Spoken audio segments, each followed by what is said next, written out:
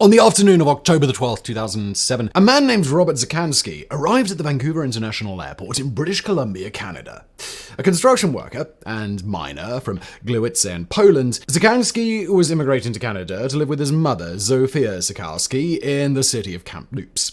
Though his mother had driven to the airport to pick him up, Dziekański's flight was delayed and immigration processing took longer than expected, so that by the time he was finally released around midnight the following morning, Zofia had already driven back to Kamloops, believing her son had missed his flight.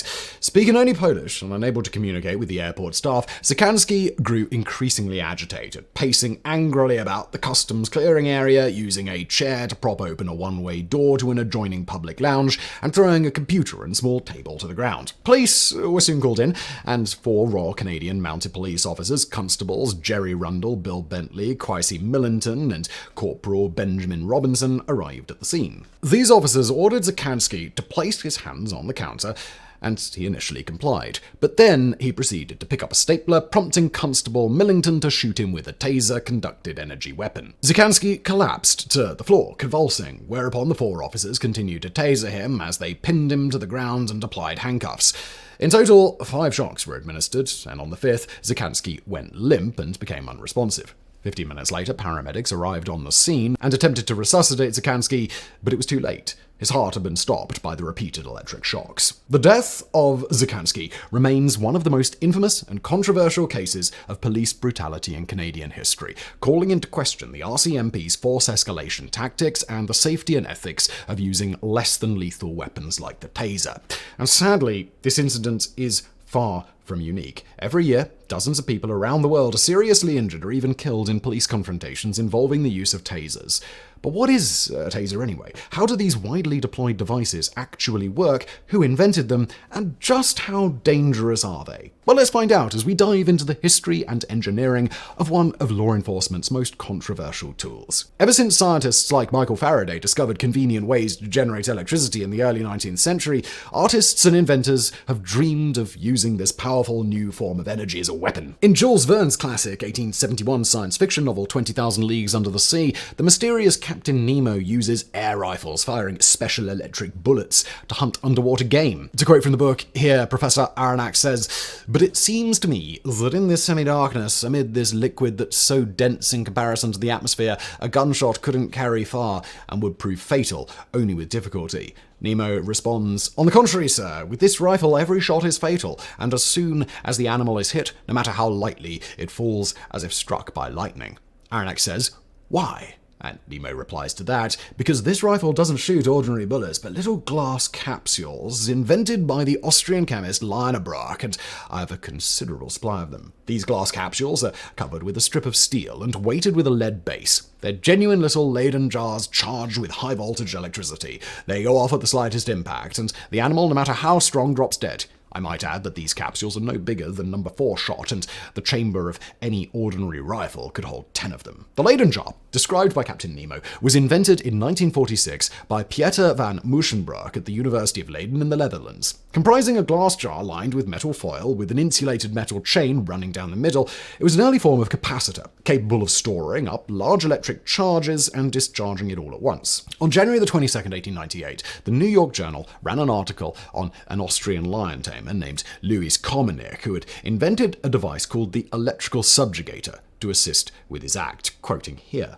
"Science has come to aid the lion tamer in subduing the wild beast. The red-hot iron will, in future, be cast aside as unnecessary and out of date. Live wires, surcharged with electricity that baffle the lion's fiercest assaults and burn and maim him badly, have taken its place. The electrical subjugator is a shield of electric wires that fasten on the back of the lion tamer and are connected with a dynamo by a wire coil. In his hand, Komenik will carry a charged metal ball on an insulated handle to be used as the red-hot iron was in former days. The dynamo is operated by an assistant outside of the cage. Should a lion show a disposition to leap on Komenik, he invites attack by deliberately turning his back to the lion and apparently encouraging the onslaught. When the beast springs, his paws come into contact with the electric shield, and he receives a shock of 1500 volts from the dynamo.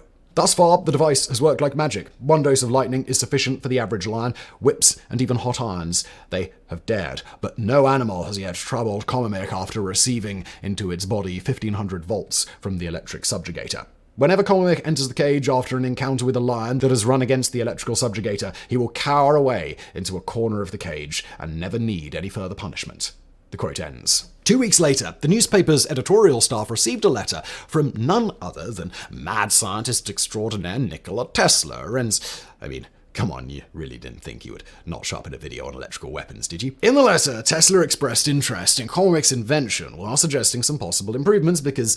of course he did, it was Tesla. Quoting here, the subjugator referred to will do the work, but I think an apparatus could be designed that would be less dangerous to the man. I do not desire to be understood as giving the matter deep thought, but believe that if instead of the armored back pads, the trainer used a wand with 2 prongs at one end, better results would follow. This wand would be connected with the supply cables and could be applied to any part of the animal's body at will. Its operation would be precisely the same as the subjugator here illustrated, the 2 prongs supplying the positive and negative poles of contact found in the flattened wires.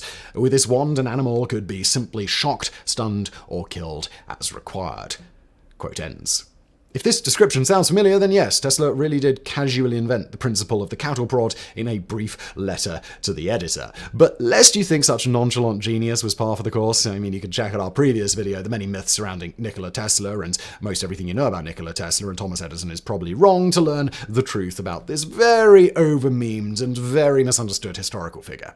The invention of the first practical electric cattle prod, or stock prod, is usually attributed to Texas cattle baron Robert J. Kleberg Jr. in the 1930s, though a similar device had been developed by cattleman Jacob Fafoglia a decade earlier. The first commercial cattle prod was created by Chicago inventor Paul D. Humes and produced by the Hot Shot Products Company of Savage, Minnesota, starting in 1939. Credited with revolutionizing the livestock handling industry, this device contained a battery, electric oscillator, and air core transformer or solenoid coil that converted the low-voltage direct current of the batteries into high-frequency, high-voltage electricity capable of delivering a painful shock while inflicting no permanent damage. At around the same time, a Berkeley, California police officer named William H. Smith invented the stun glove. Powered by a 12-volt battery, this device could deliver a painful 500-volt shock that was designed to give law enforcement a safer means of subduing subjects. However, due to the heavy batteries required and the high risk of injury to the officer using it, the stun glove was never adopted. It was not until 1964, when the Hot Shot Company patented a nightstick with electric shock means, that electroshock weapons entered widespread use with police and corrections officers. But while stun batons were meant to be more humane and less injuring than regular nightsticks and other conventional weapons, they were inevitably abused, with electric batons being infamously used against protesters during the civil rights movement and as a form of torture by military intelligence agencies. Indeed, violent clashes between police and protesters, such as the 1964 University of California, Berkeley protests, the 1968 protests at the Democratic National Convention in Chicago, and the 1970 Kent State University shootings, revealed severe deficiencies in the police's arsenal of weapons. At the time, the typical sequence for escalation of force went from verbal commands to manual control, handcuffs, batons, and finally firearms. The huge gap in stopping power between batons and firearms resulted in unnecessarily large numbers of suspects being shot and killed by police.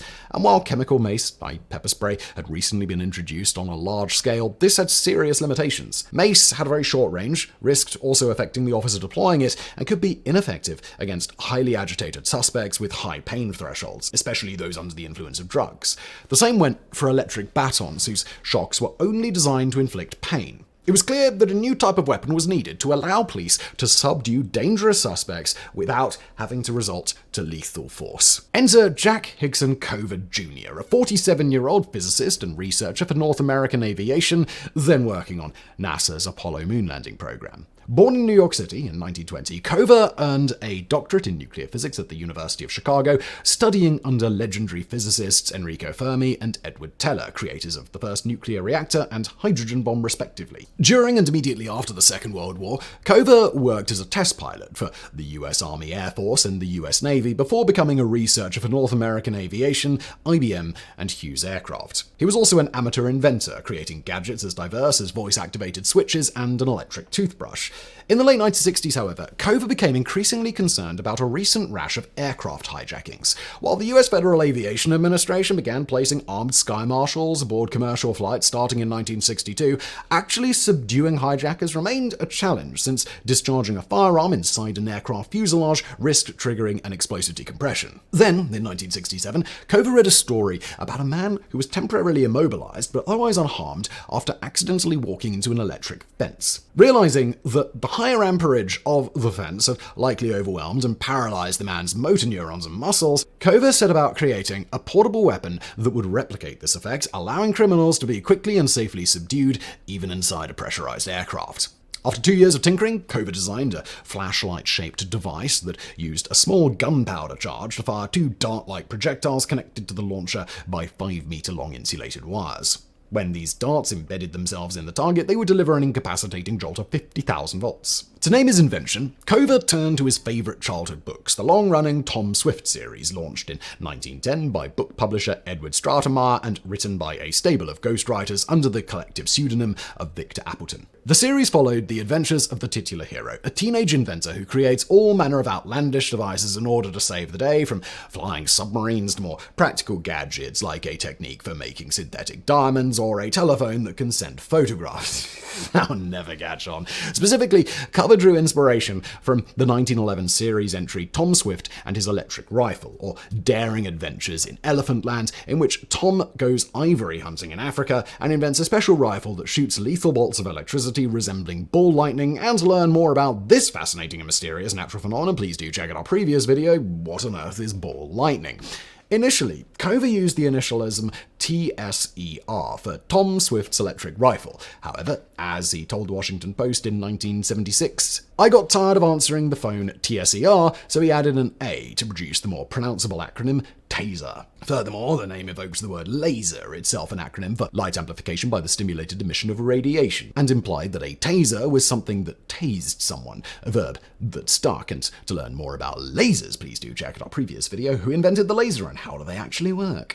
In 1970, Cover founded Taser Systems Inc. in Industry City, California, to manufacture and market his invention. The first commercial taser, dubbed the Public Defender, went on sale in March 1975 for $200. That's around $1,200 in today's money. Cover promoted his invention as the first effective means of defense that does not destroy living tissue or vital organs. And while he acknowledged that the device could potentially be deadly to those with pacemakers or other heart conditions, he argued that, quote, there is no weapon, technique, or procedure for subduing attackers or restraining crowds that does not involve some risk of injury. Initially, Cover marketed the Public Defender to airlines and airport security for use against hijackers, but they ignored it, opting instead for baggage searchers, metal detectors, and X-ray scanners. Sky marshals were issued with special frangible bullets that could take down a person but not penetrate the cabin of an airliner. Cover thus turned his focus to law enforcement. Yet, while the taser neatly filled the giant gap in police officers' escalation of force spectrum, most departments were lukewarm or even downright hostile toward the device, with one lieutenant from Akron, Ohio, calling it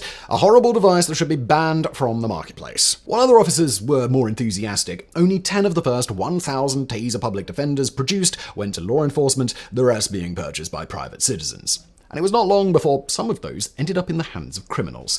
In 1975, a gang in Miami, Florida stole 9 tasers from a gun store and used them to rob a gas station. Later that year, a gang of robbers broke into a home in Bluebell, Pennsylvania, and used tasers to torture the owners. In the wake of such incidents, in 1976, the Bureau of Alcohol, Tobacco and Firearms, the ATF, classified the Taser Public Defender as a Title II weapon, putting it in the same category as machine guns, suppressors, and other highly regulated devices. This greatly restricted the number of individuals and agencies that could legally purchase tasers, threatening to put Jack Cover's company out of business. The following year, however, the ATF reclassified the taser as an ordinary firearm, allowing it to be purchased by registered gun owners. Still, these federal regulations severely limited Taser Systems' potential customer base, and the company struggled to turn a profit. Then, in 1980, Cover was finally granted a reprieve by the Los Angeles Police Department. On January 3, 1979, a utility worker from the Southern California Gas Company was dispatched to the home of 39-year-old Eula May Love of West Athens, Los Angeles, to shut off her gas supply. Love's husband had died of sickle cell anemia 6 months before, leaving her struggling to pay her bills and support her 3 young daughters. When the worker arrived at the house, an enraged Love chased him away with a shovel. The worker called the police, who soon arrived with more workers from the gas company. Upon spotting the new arrivals, Love grabbed a kitchen knife and made to chase the workers away. When ordered to drop the knife, she refused, instead tossing the knife at the police. Two officers, Lloyd O'Callaghan and Edward Hobson, proceeded to open fire, shooting Love 12 times and killing her instantly. While the officers were eventually cleared of wrongdoing, the incident shone a spotlight on the LAPD's excessive use of force and prompted the department to buy large numbers of tasers as a less lethal alternative to firearms. While the sale helped keep taser systems afloat, federal regulations still hampered their expansion. In 1993, a 73-year-old cover was contacted by brothers Richard and Thomas Smith of Scottsdale, Arizona, who purchased his taser patent and modified it to use a cartridge of compressed nitrogen instead of gunpowder to launch the darts. As expected, the ATF did not classify this new device as a firearm, instead designating it a conducted energy weapon, or CEW. As a result, it could be openly sold to the public without a license. Dubbed the Air Taser 34000, the product was first offered for sale in 1994 through electronics and novelties retailer The Sharper Image. For over 30 years, the Smith brothers have claimed that their invention was inspired by the death of their friends and high school football teammates Todd Bogers and Corey Holmes in a 1991 road rage incident. In the wake of the shooting, the brothers brought their mother a handgun for self-defense, prompting them to wonder if there was a less lethal solution. However, the story has been called into question, with the families of the slain men pointing out that they were killed in 1990, not 1991, and that they were not, in fact, friends with the Smith brothers. Indeed, while Richard Smith was on the same high school football team as Bodgers and Holmes, they did not play during the same years. As Todd Bodgers' father, John Bodgers, later told Reuters, Smith ran a whole advertising campaign based on the murder of my son. He profited off that and didn't ask for permission. He's making money off of being a great liar. Indeed, Air Taser, which changed its name to Taser International Inc. in 1998 and Axon Enterprise in 2017, has been accused of all manner of unethical behavior, including doling out large gifts and bonuses to executives and their families, but that's well outside the scope of this video. Throughout the 1990s, the company released a variety of different products, including the Air Taser 34001, the first to feature the bright yellow coloring now synonymous with the Taser brand. There was also the Auto Taser, a device resembling the club, which locked onto a car's steering wheel and delivered an incapacitating shock to anyone who tried to steal the vehicle. While endorsed by the National Fraternal Order of Police, the Auto Taser was also highly controversial, with one attorney stating that, quote, "This is by far the most egregious example of a product that allows people to take the law into their own hands." But the watershed moment for Taser International came in 1999 with the release of the advanced Taser M26, which featured a pistol-like form factor specifically designed for carry on a police officer's duty belt. More importantly, the weapon was the first to incorporate neuromuscular incapacitation, or NMI technology. Previous taser models, like stun guns and electric batons, mainly stimulated the sensory nerves and were potentially ineffective against suitably motivated or agitated individuals. NMI, by contrast, directly affects the motor nerves and muscles, temporarily paralyzing the target regardless of their motivation, strength, or pain tolerance. The M26 was an immediate hit, and by the year 2000, more than 500 law enforcement agencies across the United States had adopted the device as standard equipment for duty officers. While more advanced models have been produced since, the original M26 still provides a good model for how the Taser system works. The weapon consists of two main parts: the main body containing the electronics, battery, and trigger, and a disposable cartridge containing a pair of 1.6-gram darts and thin lacquered connecting wires and a compressed nitrogen propellant cartridge. When the trigger is pulled, the nitrogen cartridge propels the darts at a speed of around 200 km per hour toward the target, the connecting wires spooling out behind them. In a commercial taser, the length of these wires is around 4.5 meters, while modern law enforcement tasers have more than 3 times that range. In early models, the wire spools were mounted to the cartridge, but this caused the darts to yaw and effective penetration.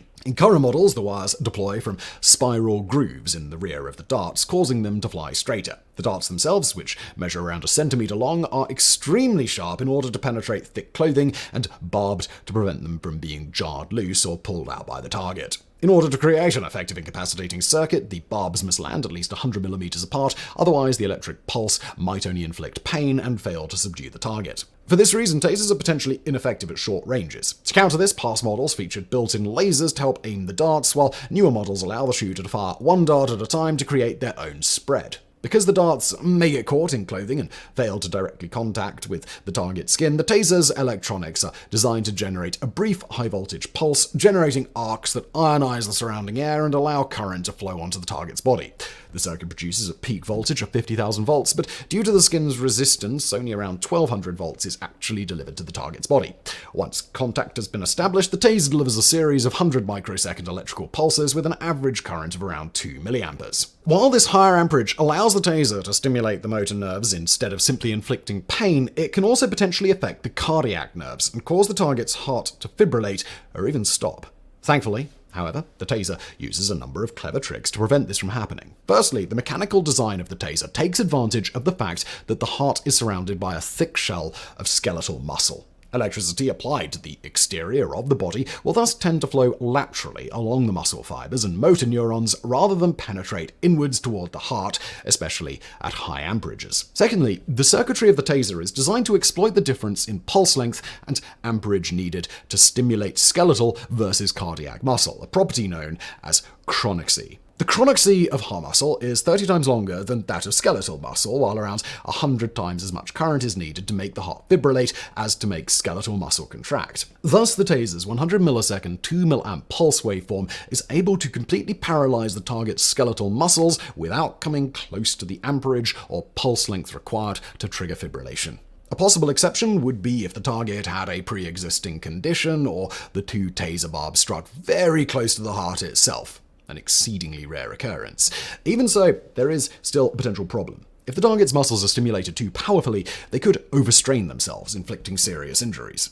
This is what happens to certain sufferers of tetanus, severe muscle spasms caused by a toxin produced by the bacterium Clostridium tetani. And to learn more about this terrifying disease, please do check out our previous video, Can You Actually Get Tetanus from Stepping on a Rusty Nail? But once again, the taser is designed to get around this. The force with which a muscle contracts is related to the frequency of the nerve impulses it receives, with the maximum rate being around 70 pulses per second. However, the taser delivers only 19 pulses per second, enough to paralyze the target's muscles, but not enough to induce dangerous contractions. Once the barbs are embedded, the shooter can pull the trigger multiple times to deliver additional jolts to the target. In addition, most current taser models allow for so-called drive stunning, in which a voltage is applied across the terminals and the terminals driven into the target's body to induce pain, as in a regular stun gun. Typically, this can be done either before or after the darts have been fired and produces a large, menacing-looking electric arc that can be used on its own for intimidation and de-escalation. Once fired, the cartridge containing the darts and nitrogen propellant must be replaced before the taser can be used again, though newer models like the Taser X3, released in 2009, feature multiple cartridges, allowing several shots to be fired in quick succession. Finally, all tasers are equipped with so-called anti-felon identification or AFID system, which, when the cartridge is fired, ejects tiny paper dots printed with the weapon's serial number. This allows every use of the weapon to be easily traced, helping to curb their theft and use by criminals. Furthermore, the timing and duration of every electric pulse is logged by the taser's internal memory for later forensic examination. Since the early 2000s, the taser has seen an extraordinary surge in adoption both domestically and worldwide. Currently, taser-conducted energy weapons are used by over 15,000 law enforcement and military organizations in over 40 countries. In the United States alone, nearly 90% of the nation's 18,000 law enforcement agencies use tasers, the weapons being carried by more than 375,000 individual officers. Meanwhile, more than 181,000 private US citizens use tasers for personal defense. According to Taser International, today, Axon Enterprise, around the world, tasers are fired more than 620 times every day and have been used more than 680,000 times since their introduction in the early 90s. The widespread popularity has made Axon extremely successful, the company currently being valued at more than $19 billion. But are these devices actually effective? Well, in a word, yes. Studies have overwhelmingly shown that in the vast majority of cases, the taser does exactly what Jack Cover intended it to do: give police a less lethal means of subduing violent suspects. In a 2019 paper titled Benefits, Risks and Myths of Taser Handheld Electrical Weapons, research led by Axon Enterprise board member Mark W. Kroll wrote that, quote, handheld conducted electrical weapons, CEWs, have been used 3.9 million times in the field in 107 countries. Those nearly 4 million discharges resulted in a 65% reduction in subject injuries versus batons, manual control, and pepper spray. End quote. Meanwhile, a 2010 study titled Injuries to Police Officers and Suspects in Police Use of Force Cases, a quasi-experimental evaluation by University of Chicago researcher Bruce G. Taylor, found that across the United States, the use of tasers reduced suspect injuries requiring medical attention by 79% over the past 2 decades. A 2008 study on the Calgary Police Service in Alberta, Canada, came to a similar conclusion, finding that a full 99.75% of shocked victims received only mild injuries. Only pepper spray was found to be safer. Yet, despite such findings, the use of tasers has not been without controversy, as a small but significant number of people have been seriously injured or even killed in incidents involving police use of CWs. According to human rights organization Amnesty International USA, by 2018, at least 1,000 people in the United States were killed as a result of taser use by law enforcement, with 49 of those deaths occurring in 2018 alone. Many of those deaths have sparked national controversies. For example, Canada has seen not only the 2007 case we looked at earlier, but also the 2005 killing of Kevin Geldart. Geldart, 34, was an inpatient at the Moncton Hospital Psychiatric Ward in New Brunswick, where he had been admitted for struggles with bipolar disorder. Around 9 p.m. on May 5, 2005, Geldart walked out of the hospital against medical advice, claiming he was going for a cigarette. Hospital staff called the Royal Canadian Mounted Police, who soon found Geldart in a nearby bar, talking to himself in a mirror and threatening the other patrons. In attempting to subdue Geldart, police sprayed him with pepper spray and shot him multiple times with a taser, whereupon he collapsed and became unresponsive. Paramedics later pronounced him dead of cardiac arrest. During the subsequent inquest, the forensic pathologist attributed Geldart's death to a medical condition often brought up in cases of Tesla-related death, excited delirium. Described as a state of high psychomotor agitation characterized by anxiety, hallucinations, violent and erratic behavior, increased strength, and insensitivity to pain, excited delirium is often associated with severe mental illness or chronic abuse of stimulant drugs like cocaine or methamphetamine. The condition is thought to produce an elevated heart rate and blood pressure, sometimes leading to sudden cardiac or respiratory arrest under conditions of extreme stress, such as being restrained by police or shot with a taser. However, the existence of this condition is controversial, with excited delirium not appearing in the Diagnostic and Statistical Manual of Mental Disorders, or DSM. And while the condition has been recognized by the National Association of Medical Examiners and the American College of Emergency Physicians, a 2017 investigation by Reuters discovered that 3 of the 19 members of the task force which made these decisions were paid consultants for Axon Enterprise, the manufacturer of tasers. Whoops-a-daisy. Indeed, as Warren Spitz, a former chief medical examiner in Michigan, notes, for psychiatrists, this is a rare condition that occurs once in a blue moon. Now suddenly, you are seeing it all the time among medical examiners, and always police and police restraint are involved. The quote ends. For many human rights advocates, like Eric Balaban of the American Civil Liberties Union National Prison Project, excited delirium is simply a convenient cover for police brutality. To quote him, "There remain many questions. Excited delirium still doesn't exist as a recognized diagnosis. It can't be found in any medical textbooks, and the AMA still doesn't recognize it as a diagnosis. Medical examiners only picked up the term to explain and whitewash excessive use of force by the police." Nonetheless, many law enforcement agencies continue to maintain that the condition is real and responsible for a large proportion of taser-related deaths, meaning that this debate is unlikely to go away anytime soon. Yet even if excited delirium isn't real, very few taser-related deaths can actually be attributed to the taser's electric pulse itself. In the vast majority of cases, death or serious injury is caused by secondary factors, such as the suspect falling from elevated positions or onto hard surfaces, nearby flammable substances being ignited by the taser, or injuries sustained in the course of the suspect being restrained by police officers. In other cases, officers mistook their service weapon for their taser and accidentally shot the suspect. And even in those cases where cardiac arrest might have been induced by the taser's electric pulse, the suspect almost always suffered from a pre-existing cardiac condition or was under the influence of stimulant drugs. Indeed, according to Mark W. Kroll's 2019 paper, there are few verified instances of tasers actually causing fatal or near-fatal electrocution in a healthy person, while, quote, CW usage has an overall major complication rate resulting in serious injury of 13.1 per million field uses. Nonetheless, given this non-zero probability of death, tasers are typically classified as less lethal rather than non-lethal weapons. According to the Police Executive Research Forum, children, pregnant women, the elderly, very thin people, and those with pacemakers are particularly at risk of complications from taser use, and recommends that total exposure for any suspect should not exceed 15 seconds. But even in cases where the suspect is not killed, tasers have been condemned as an excessive and unnecessary use of police force. For instance, in September 2014, 17-year-old Bryce Masters of Kansas City, Missouri, was shot with a taser during a routine traffic stop. Masters went into cardiac arrest, and while he was eventually revived, he suffered a traumatic brain injury that continues to affect his memory and cognitive abilities.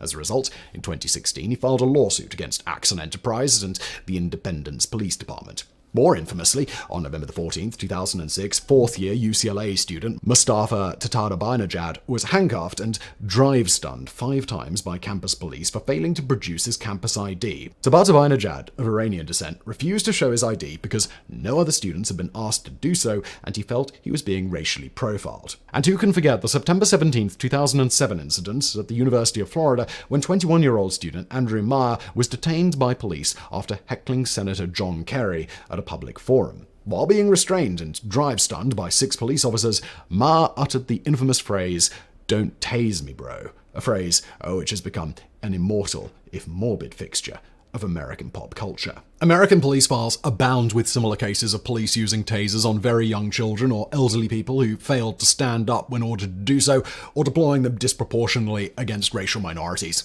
Such incidents have led critics to accuse police of being too quick and eager to deploy their tasers, arguing that the manufacturer's claims of safety lead officers to underestimate the weapon's dangers and ignore alternative de-escalation strategies. Furthermore, unlike guns or batons, tasers leave few physical marks, leading some to speculate that the weapon removed psychological barriers that would normally prevent an officer from using force. On the other hand, many law enforcement agencies argue that the chances of causing serious injuries or death are significantly lower with a taser compared to a handgun, making the use of CWs justifiable in most circumstances. As Peter Moscott, a former Baltimore police officer and professor at the John Jay College of Criminal Justice, explains, so many shootings involve an inefficient taser first. They often don't work. And then what? Meanwhile, the United Nations Committee Against Torture, echoing the concerns of Amnesty International, has claimed that, quote, the committee was worried that the use of Taser X-26 weapons provoking extreme pain constituted a form of torture, and that in certain cases it could also cause death, as shown by several reliable studies, and by certain cases that had happened after practical use. Yet once again, such claims may not be borne out by hard facts. As Thomas Smith, chairman of the Axon Enterprise board, argues, pepper spray goes on for hours and hours. Hitting someone with a baton breaks limbs. Shooting someone with a firearm causes permanent damage. Even punching and kicking. The intent of those tools is to inflict pain. With the taser device, the intent is not to inflict pain. It's to end the confrontation. When it's over, it's over. But the debate rages on, with the American Civil Liberties Union currently attempting to have tasers classified as lethal weapons. The controversy surrounding tasers is inextricably bound up in a larger debate over the role and conduct of law enforcement, being less about the weapon itself than how and when it is used. In the end, the taser is merely a tool, and it is up to law enforcement agencies, governments, and the public they serve to determine how best to use it in the service of public safety. Meanwhile, taser technology continues to advance, with Axon's latest offering, the Taser 10, featuring 10 individually deployable darts and smart circuitry capable of automatically choosing the optimal circuit path for maximum target incapacitation. In 2008, Axon introduced the X12, a modified Mossberg 500 shotgun that fires miniature tasers in the form of 12-gauge shotgun shells, remarkably similar to Captain Nemo's Laden balls in 20,000 Leagues Under the Sea. But while the X12 offered considerably higher range and accuracy than a regular taser, the high cost of ammunition made it a commercial failure.